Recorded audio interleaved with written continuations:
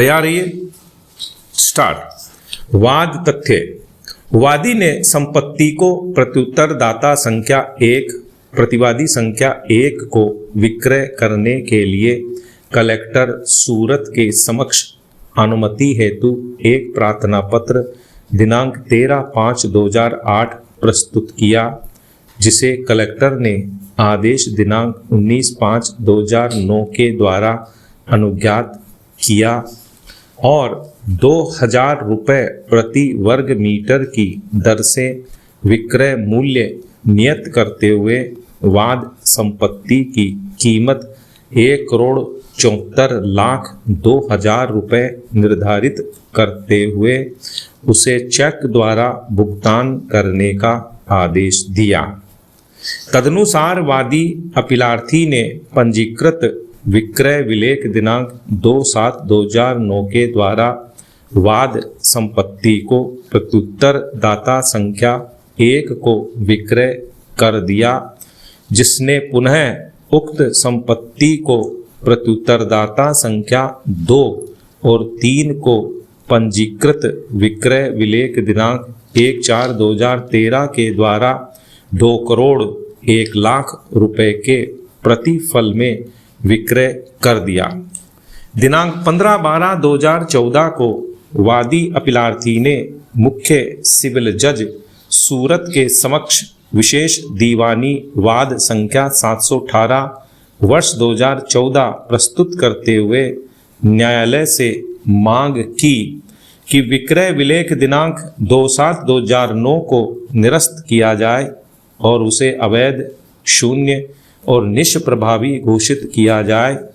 इस आधार पर कि कलेक्टर द्वारा निर्धारित किए गए विक्रय प्रतिफल का पूरा भुगतान प्रत्युत्तरदाता संख्या 1 के द्वारा वादी अपीलार्थी को नहीं किया गया है। वादी गण का यह भी कथन था कि वे निरक्षर थे और पढ़ लिख नहीं सकते थे और विक्रय विलेख दिनांक 2/7/2009 पर उन्होंने केवल अंगूठे के निशान लगाए थे। उसका आगे कथन था कि प्रत्युत्तरदाता संख्या 1 ने 6 चेक के माध्यम से केवल 40,000 रुपये का ही भुगतान किया और शेष 1,73,62,000 रुपये के लिए दिए गए 30 अन्य चेक फर्जी नकली थे। अतः उसने उत्तरवर्ती विक्रय विलेख दिनांक 1/4/2013 को भी निरस्त करने और उसे भी अवैध, शून्य और निष्प्रभावी घोषित करने की याचना की। प्रत्युत्तरदाता गण संख्या 2 एवं 3 ने वाद पत्र का विरोध किया और व्यवहार प्रक्रिया संहिता 1908 के आदेश 7 नियम 11 क और घ के अंतर्गत वाद पत्र अस्वीकार कर दिए जाने का दावा किया, इस आधार पर कि वाद पत्र से वाद कारण उत्पन्न नहीं होता है और यह कि वाद पत्र